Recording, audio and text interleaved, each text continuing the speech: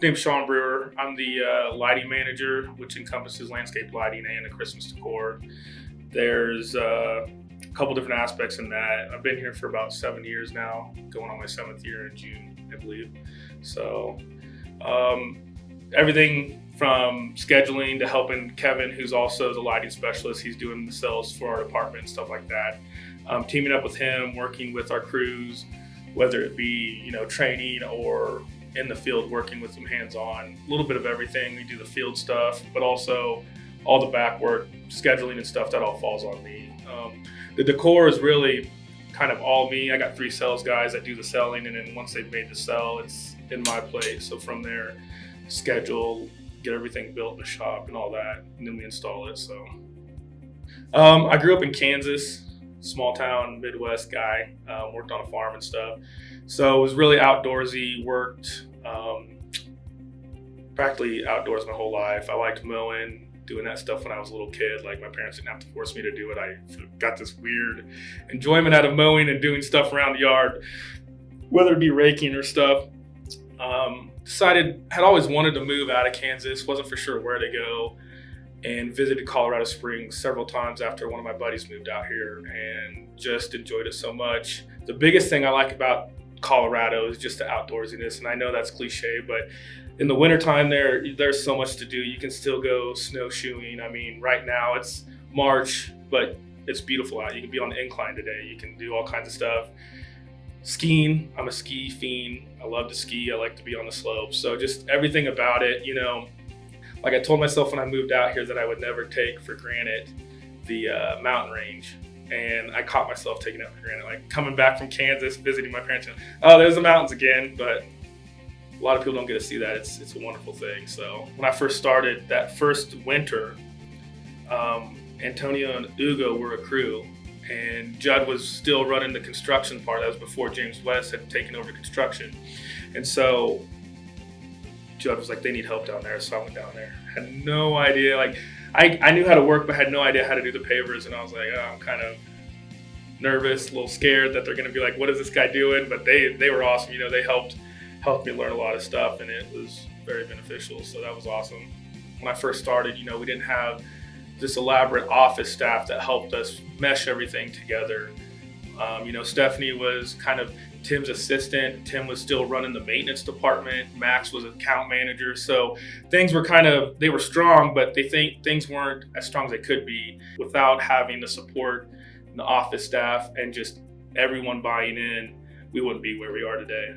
We had our rough spots just as we were growing, growing pains, but the family mentality has never left, and it's always been here since I started. If you want to better yourself, Timberline's here for that. The biggest thing that I thought was phenomenal was they're willing to pay for you to get your CDL, to get, your cold turf, warm turf degrees, all this kind of certifications.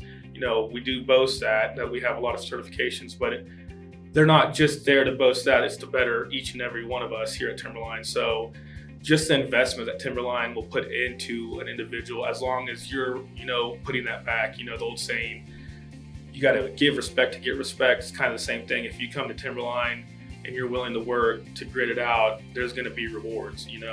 Don't get me wrong. There was some times being in Cordero when it was snowy and it was literally miserable, and we had feet of snow and there was just a few of us, but that builds character. And as long as you do your due diligence, and if it's going to benefit the company and you can present that to the C-suite or to, Tim, whatever the case may be, and you can do it and you can have your facts in line and stuff, they'll back you.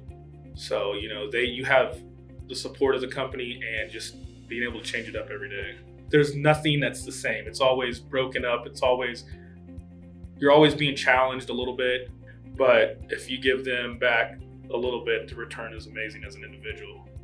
I think I was here a year before we hit our 35, our 35th, I should say. And I thought that was phenomenal. And then it really made me dig a little bit more deeper into the company and what, how it started, talking to Tim. He was working in Garden City and was struggling just like everyone back in that time. And, he moved out here and and started working with butters, and they built this thing. And when it comes to growing, I feel like you always got to be careful with that, because you can grow out of your shoes faster than you want. But it seems like, yes, with growing pains, Timberline has been able to manage that, and growing this company to where it's at now with, what do we have, 5 different divisions now in the company, working on the 6th with the lighting now. It's phenomenal. And to know that it started in 82 and now it's 2022 and it's been around for 40 years, and hopefully with the people that are in this company and the integrity this company has at it, it can continue growing.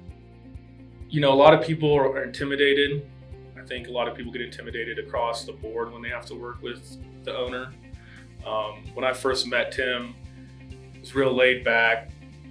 You know, as long as you, again, it comes back to, as long as you're putting in your dues, he's going to respect you. He's pretty quiet and reserved, but he's very observant. So he knows what's going on.